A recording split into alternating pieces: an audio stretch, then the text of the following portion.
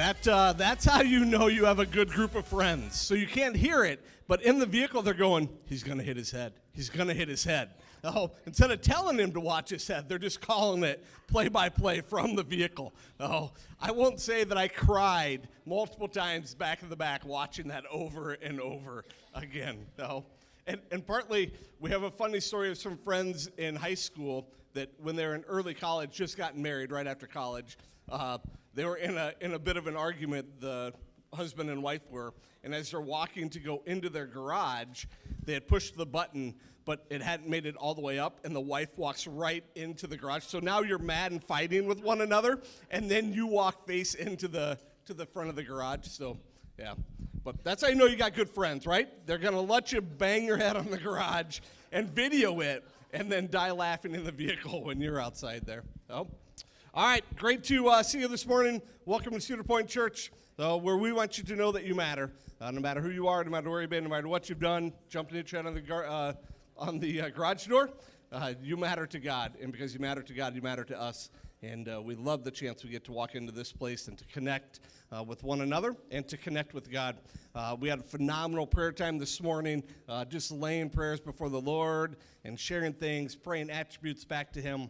And we're excited for what today is and the Spirit to move mightily in lives of everyone that is here with us. So as you came walking in, you got a bulletin. Please take a couple seconds, fill that little connection card out. That's in there for a reason. We'd like to know you're with us. We'd like to know what's going on in your life. If you're a first-time guest checking us out, you fill out that little card. You drop it off at the welcome counter as you leave today. We'll have a volunteer standing back there.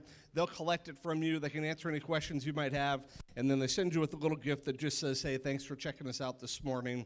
And then it points you to more information about our church family, about our denomination, which we'd love to get to share those things as well.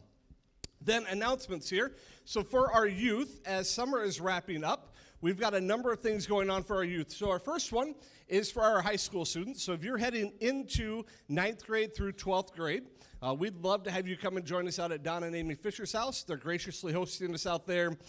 This seems to happen at least once a year, if not multiple times a year. So if you've ever gotten to be a part of it, it's a lot of fun to get to go out there and run around their acreage.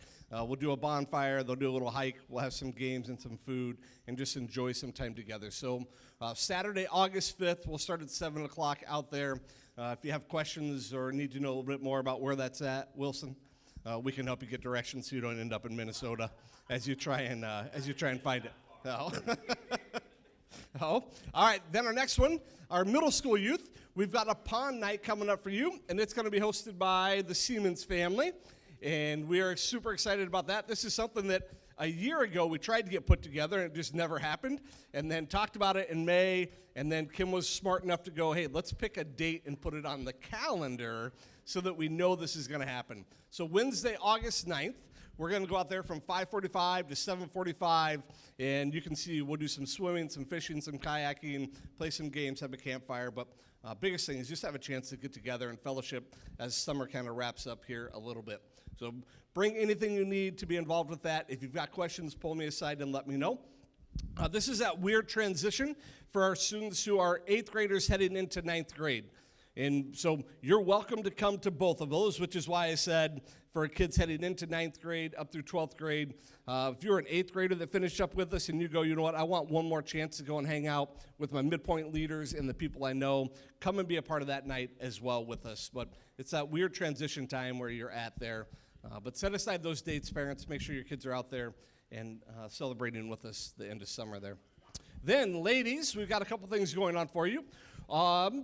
Kim Siemens is going to host on Friday. This is Friday, right? I should put that on there. Friday, August 11th. You're not sure? The 11th. We just know it's taking place on the 11th. It is? All right. Yeah. So August 11th from 7 to 9, just an informal time to come and connect with one another and to fellowship out at her place. And so you see the address there. We'll keep posting that information. It's a little further out, but we just wanted to make that aware to you. Come and be a part of that with them. Then, the next one, we launched this ministry called Worship Warriors, and this took place at the end of spring last year, and they just ran a kind of a 4-week introductory time of this. And it's a women's discipleship ministry. So going beyond just a Bible study, but really starting to dive into one another's lives and push each other to really walk with the Lord. And so they're going to launch that again. The intro night will be Monday, August 14th. We'll meet over at the Welcome Center there, and then you can kind of learn a little more about what is going on with that. But Renee Johnson is a person who's kind of heading that up. I haven't seen her this morning. Anybody seen Renee walking? Okay. So she's the one who's kind of your reach out to go to get a little information about what's going on with that one. But if you look on the welcome counter up there, there's a sign up and a sign that just has more information of the things taking place for that. But make note of those, both of those to come and be a part of that with us. That's it for, Midpointers. We will not do Midpoint Monday on, I think it's supposed to be the 7th, because we're going to meet on the 9th. So we've had our Midpoint Mondays the first Monday of the month in June and July. We won't have that Midpoint Monday on the 7th because we'll be out at Kim's on the 9th there. I meant to add that in there. Otherwise, that's it for announcements. Why don't you stand and greet somebody around you, let them know you're grateful to have them with us this morning, and we'll get ready to worship.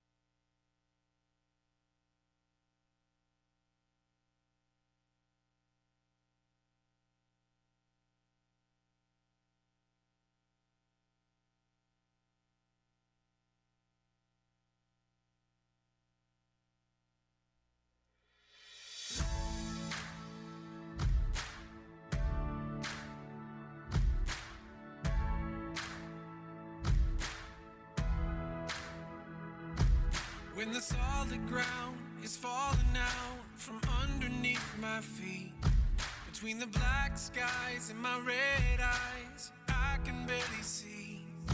And when I'm feeling like I've been let down by my friends and my family, I can hear the rain reminding me. In the eye of the storm, you remain in control. In the middle of the war, you guard my soul. You alone are the anchor when my sails are torn. Your love surrounds me in the eye of the storm.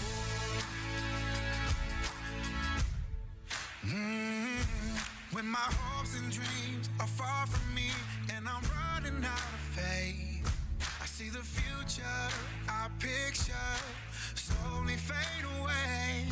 And when the tears of pain and heartache are pouring down my face, I find my peace in Jesus' name. In the eye of the storm, you remain in control. Yes, you do, Lord. In the middle of the war, you guard my soul. You alone are the anchor when my sails are torn. Your love surrounds me in the eye of the storm.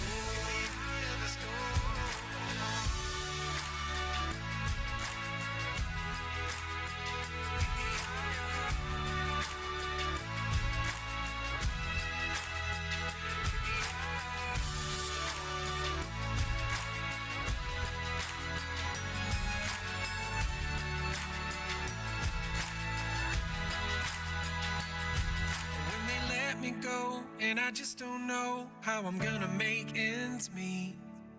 I did my best, now I'm scared to death that we might lose everything. And when a sickness takes my child away and there's nothing I can do, my only hope is to trust you. I trust you, Lord. In the eye of the storm, you remain in control. In the middle of the war, you guard my soul. You alone are the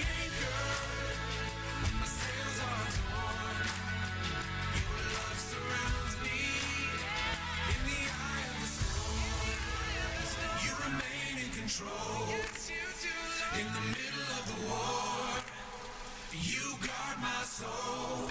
You alone are the anchor when my sails are torn. Your love surrounds me in the eye of the storm.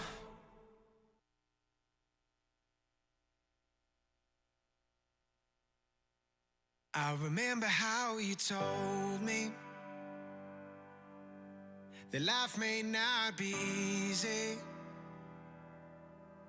and everything that I need you've already given me. I remember how you told me I can trust you completely. So why am I doubting when you prove that you'd fight for me? You've walked me through fires, pulled me from flames. If you're in this with me, I won't be afraid. When the smoke billows higher, oh, and higher, and it feels like I can barely breathe, I walk through these fires, 'cause you're walking with me. I'm changed by your mercy, covered by your peace. I'm living out the victory. Doesn't mean I won't feel the heat. You've walked me through fires, pulled me from flames. If you're in this with me, I won't be afraid. When the smoke billows higher, oh, and higher, and it feels like I can barely breathe, I walk through these fires, 'cause you're walking with me. I can face anything, 'cause you're here with me. I can do all things, 'cause you strengthen me. I remember how you showed me the price of my redemption. Lord, how could I question when you prove that you died for me? You've walked me through fires, pulled me from flames. If you're in this with me, I won't be afraid. When the smoke billows higher, oh, and higher, and it feels like I can barely breathe, I walk through these fires, 'cause you're walking with me. I walk through these fires, 'cause you're walking with me.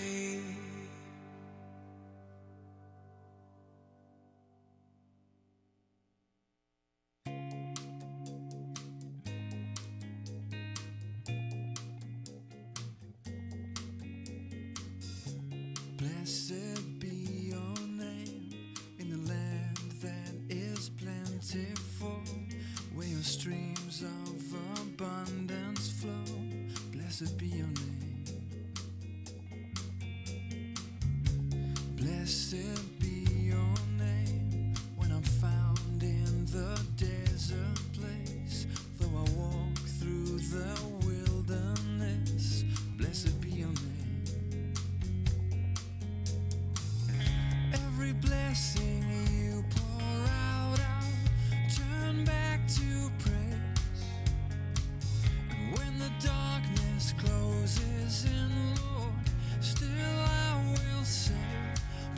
be the name of the Lord. Blessed be your name. Blessed be the name of the Lord. Blessed be your glorious name. Blessed be your name when the sun's shining down on me, when the world's all as it should be. Blessed be your name. Yeah. Blessed be your name on the road marked with suffering, though there's pain in the offering. Blessed be your name. Yeah. And every blessing you pour out, I'll turn back to praise. When the darkness closes in, Lord, still I will say, blessed be the name of the Lord. Blessed be your name. Blessed be the name of the Lord. Blessed be your glorious name. You give and take away. You give and take away. My heart will choose to say, Lord, blessed be your name. Every blessing you pour out, I'll turn back to praise. When the darkness closes in, Lord, still I'm gonna say, blessed be the name of the Lord. Blessed be your name, Jesus. Blessed be the name of the Lord. Blessed be your glorious name. Blessed be the name of the Lord. Blessed be your name. Blessed be the name of the Lord. Blessed be your glorious name. Yeah, yeah. You kill and take away. Oh, you kill and take away.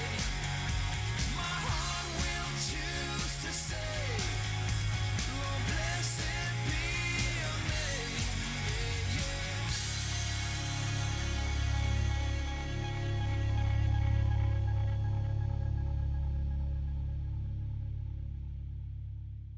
Amen to that.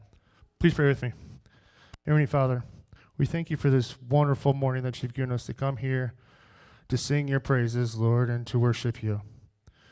Please be with Mark this morning as his words resonate with us and that we can use this in our daily lives. We say all this in Jesus' name. Amen. Children are dismissed.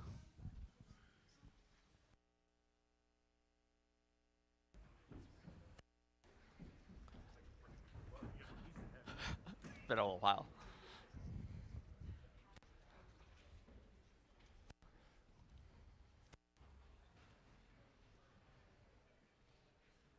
All right, good morning. Okay, so does anyone in here love bridges? Like just all the bridges around the world, state, country. So I love bridges myself. So when I was in elementary school, my grandma and grandpa would take us 4 boys to Coffeyville, Kansas to visit our dad. We would travel in this Winnebago motorhome. Instead of fighting over shotgun, like a lot of kids do, we would fight over who would get the certain couches in the back. You know, you didn't have to be buckled. You could sit in a chair. That's what we'd fight over. But the main fight that we would have would be who would sit above the driver's seat. Remember above the driver's seat, there's these, you could sit up there, and you could actually look out the front window just like the people in the front can see. So we would fight, especially when we got to the Missouri River. We fought who was going to be the 2 that would sit up there to see the Missouri River Bridge. And it was just like epic to be up there and just to be that high and stuff. So that was where we'd fight over the most. So, I mean, just to have that window and that beautiful view, it was so cool to see that amazing bridge, that scene when you're up there that it lasted forever. So a bridge actually is a structure built to span a physical obstacle, such as a body of water, valley, road, railway, without blocking the way underneath. It is constructed for the purpose of providing passage over the obstacle which is usually something that is otherwise difficult or even impossible to cross. So before Jesus, we had a problem of sin, right? Between God and us. The wages of sin was death, and then God gave us this amazing free gift. He sent us our bridge, Jesus, to get over that obstacle, which can't be crossed any other way. He spanned a bridge from the divine side to the human side.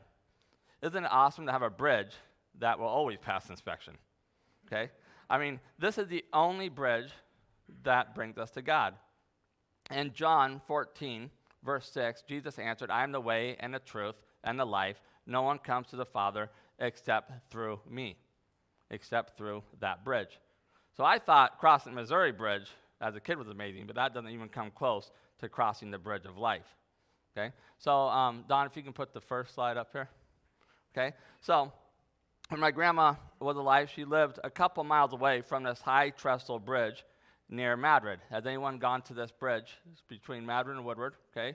All right, so it's only like a 2-hour day trip, so we still got summer left. So you guys can make a family trip. So I remember when this was being built, my grandma, every time I showed up, would update me about the construction of every time I visited, and it took several years. Okay, they were building this bike trail from Ankeny all the way to Woodward. Okay, it was going to cross a half-mile stretch over the Des Moines River where an old railroad bridge used to be. Well, the delay they were having was they wanted to build this bridge, but the railroad company would not let them use the pillars that were already there. And this went on for a while. But finally, everything was corrected, and they finally built this. And the excitement was just overwhelming because all the other bike trail was done. It just they couldn't get the bridge to go over there. So when it was fairly new, I decided that I was going to go for a run out on this bridge at night. Okay, so you want to go visit at night. So if you can go to one more slide, it'd get a little better. So that's what it looks like at night. So I decided I'm going to go for this run. So I went over, usually park on the Madrid side, and then I ran. It takes a little while to get to the bridge. Okay, so when I got to the bridge, there's people biking, walking, running. So I decided I'm going to count how many people are on this bridge as I run over it. And so I counted 124 people on the bridge. Now, I know some of you are like, really? You really ran that far? Yes, I did. And some of you are like, you really can count to 124 while you run? Yes. I mean, geez, give me a little credit here. So anyway, this is the bridge over the river valley that would be kind of like a Jesus bridge. Without this bridge, there's no way to the other side of the river valley. Without this bridge, that bike trail would not have the hype that it has today. Imagine that many people crossing the bridge to Jesus. The cool thing about the trestle bridge is that at night, you're in complete darkness when you start on this east side of the bridge, okay? Then, when you get there, you can kind of see these lights at a distance, okay, up there. But see, this is like if I'm going from the left, okay, from the east to the west, it's clear on one side of it, okay? And it's kind of cool when you see it. It almost looks like you're seeing the divine side, and you can't wait to get to the lighted part. I mean, that's where you do all the pictures and all the excitement and stuff. So the excitement is when we finally get to that other side of the bridge. So by word of mouth, Facebook, etc., people would hear about this bridge and would want to go there. I mean, I would tell my classes and at school, I'd go with people who had never gone before, tell them how amazing this bridge is, okay? Who hasn't been there yet? We know this bridge is here, but still some of us have not taken the time to go to it. Well, it's the same with Jesus. We know Jesus is the bridge of salvation. We need to tell people, we need to get people excited about that bridge. There are people who haven't heard about Jesus that we need to tell, and then there's people who's heard about Jesus, but they still have not gone to the bridge yet. Okay, so I'd like you to, if you have a Bible or Bible app, okay, we're gonna jump around a little bit, then I'll tell you where we'll end up here. So we're going to turn to start with, the end of the Bible, which we don't go to very often, is Revelations. Okay, so I want you to go to Revelations chapter 3, verse 20. The last book of the Bible, Revelation chapter 3, verse 20.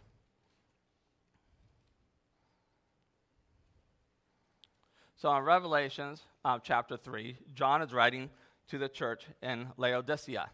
Okay, and here's what it says, if you're there in verse 20. It says, "Here I am. I stand at the door and knock. If anyone hears my voice and opens the door, I will come in and eat with that person, and they with me. So, Don, if you can put up the final slide there, okay? So, I remember growing up as a kid. I remember a little bit of my childhood, not a lot. So, I remember a painting my mother had of, I've seen this painting somewhere before, whether it's online or somewhere, okay? So, it's actually related to this verse, okay? Here I am, stand at the door, knock, okay? So, it's a famous painting called Christ at Heart's Door, and it was painted by Warner Salmon, okay? It was inspired by the original painting. There's actually one before this, okay? That was made in 1853 by William Hunt, and it looks just a little, I won't put that one up there, but it looks a little bit different, okay? And that inspired people to make other paintings to go with this, okay? And William Holman Hunt first made the original in his early 20s, and in his early 70s, he decided to make a larger one that's actually in St. Paul Cathedral in London. So it took him 2 years to help with another artist to make that giant one. He was not happy with the locations because people were charging to come see this painting. So he just took the painting, went on a boat tour for 4 years, and let people see it. And that's how famous it was. So one thing that I love about this painting, it was the visual image of Revelation 3:20 it would give. And when I was younger, I probably didn't get the deep part of it. Okay, it took a little while. So if you look at the painting on this, there's no door handle really on the outside. Okay, so Jesus is not forcing you to have a relationship and a meal with him. I mean, we have to open the door or cross the bridge, however you want to say it. What I love about this verse in Revelations is that he is writing us to a church. He's not writing us to non-believers. He's writing to people who believe in God. So this is the richest church that he's writing to, is this one we just quoted out of his 7 letters to church. And there are so many people that think they have their own way to salvation in this church. Okay? Since they thought they were above everything, it's like, oh, we don't need to answer the door to Christ. There's other ways. We're good people. We give money to the church, and that's enough. Okay? But they haven't answered the door yet. Well, maybe some of us here have never opened that door, and we've never really invited Jesus for that personal relationship that we're supposed to have with him. And maybe some of us actually maybe have done it years ago, but then we've happened to shut the door, and we need to kind of invite him in again, okay? We need to get that deep relationship back, okay? And then in Revelation chapter 3, verse 16, as he's talking to the same church in Laodicea, John says, "So because you are lukewarm, neither hot nor cold, I'm about to spit you out of my mouth." We want our church to be on fire for Jesus. We don't want to be a church here in Nashua that's lukewarm. So how are you if you have this hot spiritual thing going on, okay? What's important? You're probably bearing fruit. Your love of Christ is growing. Your prayer and reading are at its lifetime best. And the fruit of the Spirit is visible in your life. So we don't want to be lukewarm. We want to get to that other point. So that's like Jesus is waiting outside our church right now. Okay, he's not barging in here for us to accept him. He is waiting for us to open the door to have everybody in this church go to him. And that's why I love to hear Darren announce how many people have been saved at Cedar Point and how many baptized. Churches today are still getting some of their priorities wrong. They're getting people to, our priority should be getting people to answer the door and cross the bridge. I mean, that's the point we're supposed to be getting to. All right. So, is anyone a golfer here? Raise your hand. Golfers. Raise your hand. Okay, there's quite a few. Okay. All right. So, you won't believe this, but back in my single days, I used to play some golf. Okay. I don't play as much, I don't play any right now, but I used to play some golf. So I was probably about a 13 handicap, give or take, okay? So, I mean, to golf, when I first started golfing, I had my grandpa's woods. Now, when I say woods, some of you know this, they were wooden. Okay, they weren't the fancy tailor-made metal ones. They were literally wood. And that's what I start off in his old golf bag that was tearing apart. And that's what I went. Then I decided, you know what? I can't golf with this because other people, they look so much like golfers. I don't look like a golfer. So, I mean, what do you do to look like a golfer? Well, you have to have the right equipment. So I got a little bit of this. I had to go dig it out of the basement. All right, so one thing is you have to actually dress like a golfer. So that's why I wear my golf polo here. You got to go polo and stuff. And here's the thing, I would play in tournaments too. And you're like, wow, you're that good? No. Okay, let me explain why I played in tournaments. Because people would call me the night before because someone backed out of their foursome, and they're like, oh, I bet you Wilson's not busy because he's never busy. So they would call me and, hey, on golf. So I'd be that one who would go out and maybe use one of my shots for 18 holes or something and, get my, and the best thing is they'd say, hey, if you play, the other guy said just keep the entry fee. So then I wouldn't have to pay anything, get my free meal, and go play golf. So that is why I would play in tournaments. I even won a card table and chairs once. It's pretty cool. So you have to have the right equipment. So first of all, you have to have the fancy balls. You can't just get a ball out of a ditch. You have to find that person. I had a few different ones I used. I used a Noodle. I used a Callaway, Bridgestone. And then I was looking around like, you watch golf on TV to figure out what the real golfers do. So I had a permanent marker in there, mark my ball. I'd sign autographs. I actually had a stamp where you can stamp it on there. And then I might give it to someone after church. It might be famous someday. So, and then you had it. So then I started golf, and I saw people wearing a golf glove. I'm like, why are you wearing a golf glove? It's hot out. But I bought a golf glove. Wilson, high quality.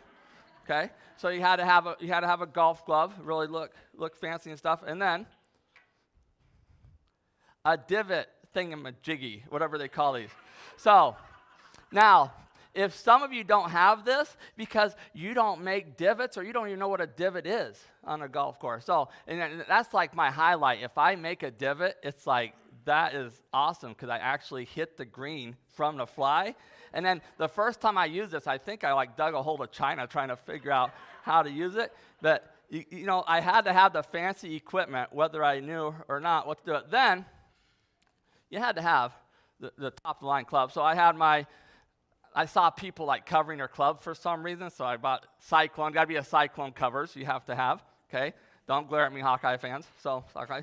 And then you had to have a fancy putter. So the thing is, I had 2 putters in my bag, and I think it gets to a point, if you're really serious golf, if you're not putting well or not hitting well, it's the club's fault, right? So then you go out and you spend all this money on a new club thinking that will correct it. That will make my game better. So I have this nice putter and stuff. And the thing is, I started watching, you have to have this swagger on how you act when you golf. Okay? So you see these people, they walk up to the tee and do their fancy practice swing and stretch and stuff. So I started imitating what other people were doing. You have to be able to put the tee and the ball in without the ball falling off the tee, because you just look goofy when you put it. You can't get the ball to stay on the tee. So I practice that. Can I do it with one hand? Put it in there perfectly, get up there, because you don't have to look cool when you're in the woods. You have to look cool on the tee and on the green, because that's where people are watching you, okay? So you'd put the ball in their tee and stuff and look cool. Now, how cool are you when you make a putt, okay? Do you kind of pretend you wave? I do that sometimes, wave at my imaginary gallery, okay? Okay, as you make it pretend people are clapping, you reach down, take the ball out, okay? And then, or you can do the Tiger Woods fist pump if you had a long one. Yeah, come on. Okay, you can do that too. Mine is, I'm going to go old school for some of you, see if you remember this. So there's a golfer called Chi Rodriguez, okay? And then, he'd make a putt, and he'd do his sword fight. He'd put the sword in, and so you have to have your own little style on how you do that. So if you're not a golfer now, you may go out and try that and stuff. So the point of that is some of us who go to church and stuff we kind of see how other people act, and this is how you be a Christian, this is how you act, but we're just kind of doing a show. They're kind of like golfers, they can talk the game yeah, I hit a 275 drive, and I'm thinking, yeah, into the woods. With your Slice-O-Matic, you didn't hit it straight. But we have to do all this talking. But we want to make sure that when, coming to church and stuff, we just don't do what everybody else does, because they may not be, unless they're really Christ followers. It's kind of I've played with real golfers where it's I got a birdie on that round. I'm mad. I got a bogey on that round. I'm so mad I got one bogey. I'm I had 10 of them.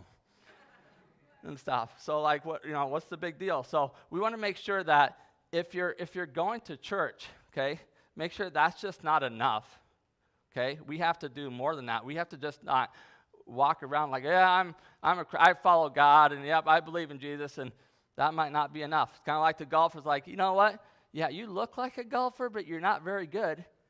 Okay, you're not really a golfer. You play the game. Okay, so I want you to turn to 1 Timothy chapter 2, verse 5.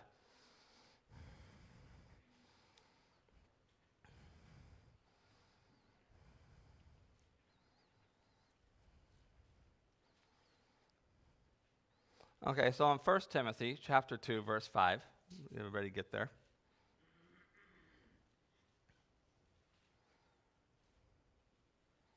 Okay, it says, for there is one God, and this is Paul writing to Timothy, for there is one God and one mediator between God and mankind, the man Christ Jesus. So there's only one bridge, right? There's one God and one mediator, which is Jesus. He sent us the bridge, and that was it. If there was more than one mediator, he wouldn't have to send his own son to go through that punishment and die for us. That's why he sent him. There's only one mediator, okay? And that was his son he sent to us.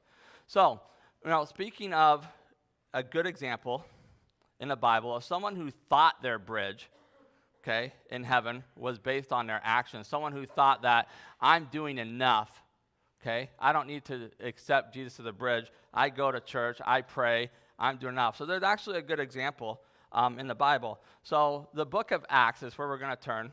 And it's such a great book of the Bible written by Luke occurring after the Gospels.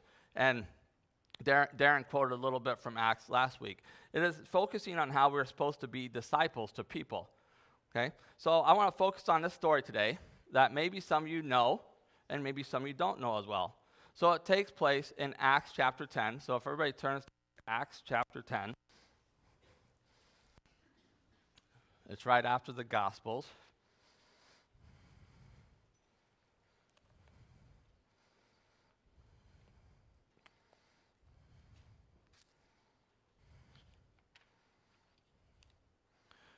Okay, so we're going to start on verse 1, and we're going to spend most of the time today focused on this part in this story in the Bible. And I think it has a good example of how it relates to what I'm talking about today. So Acts chapter 10, verse 1, and read this as I read it out loud here.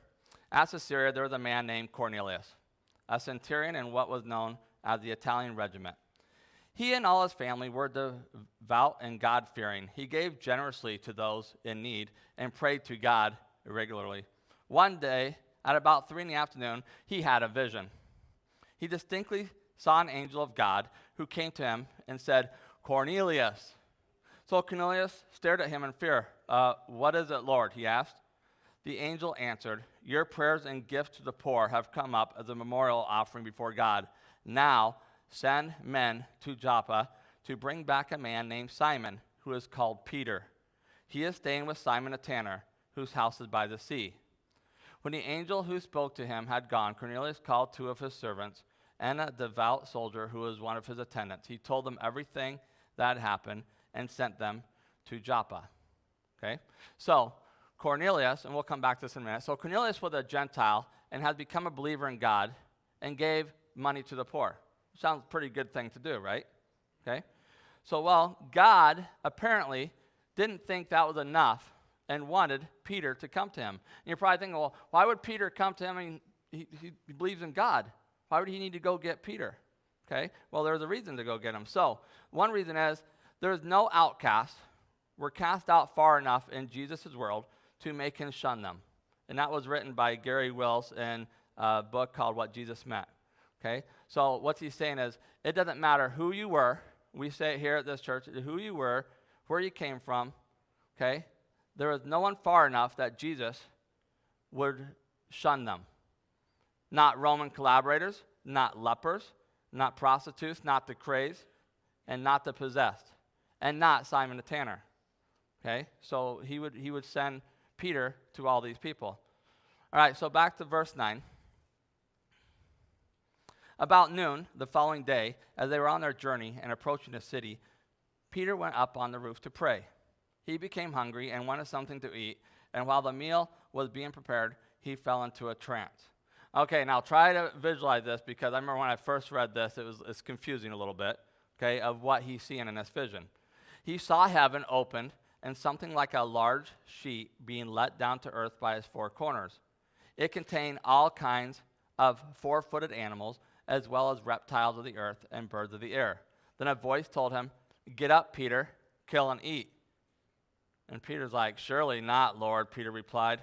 "I have never eaten anything impure or unclean."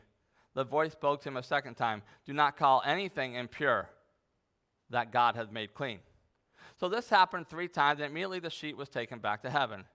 So while Peter was wondering about the meaning of the vision, the men sent by Cornelius found out where Simon's house was and stopped at the gate. They called out, asking if Simon, who was known as Peter, was staying there. While Peter was still thinking about the vision, the Spirit said to him, "Simon, 3 men are looking for you. So get up, go downstairs. Do not hesitate to go with them, for I have sent them." So, specific instructions from God. You need to go. Okay, so Peter went down and said to the men, "I'm the one you're looking for. Why have you come?" The men replied, "We have come from Cornelius, the centurion. He is righteous and God-fearing man who is respected by all the Jewish people. A holy angel told him to have you come to this house so that he could hear what you have to say." And then Peter invited the men into the house to be his guest. Okay, so the next day, Peter started out with them, and some of the brothers from Joppa went along. The following day, he arrived in Caesarea. Cornelius was expecting them and had called together his relatives and close friends. And I love that part. He just didn't have himself there. He called people with him. Say, "Hey, Peter's coming. Everybody meet here." Okay? As Peter entered the house, Cornelius met him and fell at his feet in reverence. But Peter made him get up. "Stand up," he said. "I'm only a man myself." So talking with him, Peter went inside and found a large gathering of people. He said to them, "You are all well aware that it is against our law for a Jew to associate with a Gentile or visit him." He just didn't have himself there. But God, he knew the rules. People with him. Okay? Say, "Hey, but God has shown me that I should not call any man impure. As Peter entered the house, Cornelius met him and fell at his feet in reverence. But Peter made him get up. "Stand up," he said. "I came without raising any objection." Now, so talking how many of you listen to God inside and found a large gathering of people. He didn't object. He said to them, "You are all well aware that it is against our law for a Jew to associate with a Gentile." He just didn't ask why you sent for me. But God, so Cornelius answered him with them. So 4 days ago, I was in the house praying on this hour here, not called, and suddenly a man Peter entered the house and clothes met him and fell at his feet. "God has heard your prayer, when I was sent for, I came without raising any objection." Simon, who's called Peter. So talking how many of you listen to God inside and found a large gathering of people. He didn't object. So he said to them, "You are all well aware that it is against our law for a Jew to associate." Now we're all here in the prayer. Ask why you sent for listen to God. So Cornelius answered with them. So 4 days ago, I was in the house praying on this hour. I now realize how true it is. And as Peter entered the house and clothes met him and fell at his feet. "God has heard your prayer, when I was sent for, I came without raising any objection from every nation." So talking how many of you God inside, you know that a large gathering of people. So said to them, "You are all well aware that and there was law for a Jew. You know what has happened? Ask why you sent for listen to God." So Cornelius answered with them. So 4 days ago, I was in God praying on this hour. I now realize how true it is. And I Peter entered the house and clothes met him and fell at his feet. "God has heard your prayer, when I was sent for, I came without raising any objection from every nation." So talking how many of you listen to God inside, you know that a large gathering of people. So said to them, "You are all well aware that and there was law for a Jew." You know what has happened? Ask why you sent for listen to God. So we are not saved by what we do. God praying on this hour. I now realize how true it is. And I met him and fell. God has heard your prayer, when I was sent for, I came without raising objection from every nation. So how many of you matter that you know that a large gathering was already given to us and already you are all well aware that 2 men were law for a Jew. You know what has happened? Ask why you sent for listen God. So we are not saved by what we do. God I now realize how true it is. And I met him and fell. hearing God, I heard you. God, when I was sent to God, I came without Rachel and Zachary, no matter who they are. How many it doesn't matter here. You know that I'm the Lord God. He's already called so you're all well aware of that. And you're lost in your time. You know what I was having and ask me how you self-listen. I don't call Lord. So we are not saved by what we call God. Not going to say. I now realize how wrong. And I'm sure I'm not to do that. God, hearing God, I heard you. God, when I was sent to God, I came without Rachel and Zachary, no matter who they are. How many it doesn't matter here. You know that I'm the Lord God. He's already called so you're all well aware of that. And you're lost in your time. You know what I was having and ask me how you self-listen. I don't call Lord. So we are not saved by what we call God. Not going to say. I now realize how wrong. And I'm sure I'm not to do that. When I think about God, hearing God, I heard you. God, when I was sent to God, I came without Rachel and Zachary, no matter who they are. How many it doesn't matter here. You know that I'm the Lord God. He's already called so then you're all well aware of that. And you're lost in your time. You know what I was having and ask me how you self-listen. I don't call Lord. So we are not saved by what we call God.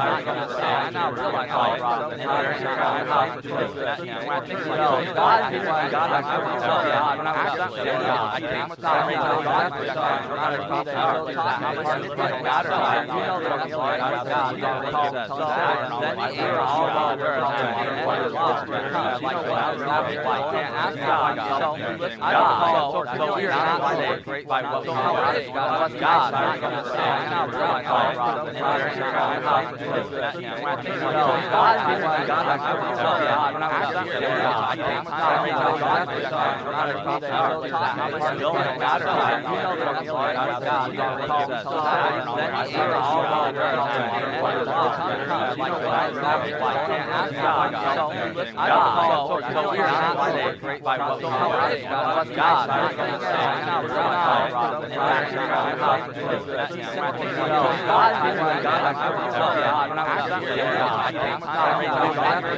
matter who they are. How many it doesn't matter here. You know that I'm the Lord God. He's already called so then you're all well aware of that. And you're lost in your time. You know what I was having and ask me how you self-listen. I don't call Lord. So we are not saved by what we call God. Not going to say. Not my I'm not to do that. God, hearing God, it's not like that. I got the God. I came without Rachel and Zachary, no matter who they are. Watch the building. God, I know that I'm the Lord God. There's not A in that either. There's not a original language. Ask me what I was having and ask me how you self-listen. I don't call Lord. So we are not saved. What's your quest? God, not going to say. Not my I'm not to do that. God, hearing God, it's not like that. I got the God. I came without Rachel and Zachary, so if you're steady here today, watch the building. God, I know that I'm the Lord God. There's not A in that either. There's not a original language. Ask me what I was having like God. I don't call Lord. We are not saved. What's your quest? God, I said it all the now, if I were in God, it's not like that. I got the God. So if you're steady here today, watch the building. God, I know that I'm the Lord God. There's not A in that either. There's not a original language. Ask me what I was having for those of you who have, I don't call Lord. We are not saved. What's your quest? God, I said it all now, if I were in God, it's not like that. I got the God. So if you're steady here today, watch the building. God, I know that I'm the Lord God. There's not A in that either. There's not a original language. Ask me what I was having for those of you who have, I don't call Lord. We are not saved. What's your quest? God, I said it all now, if I were in God, it's not like that. I got the God. So if you're steady here today, watch the building. God, I know that I'm the Lord God. There's not A like that either. There's not a original language. Ask me that sounds like you have. I don't call Lord. We are not saved. What's your quest? God, now, if I were in God, it's not like that. I got the God.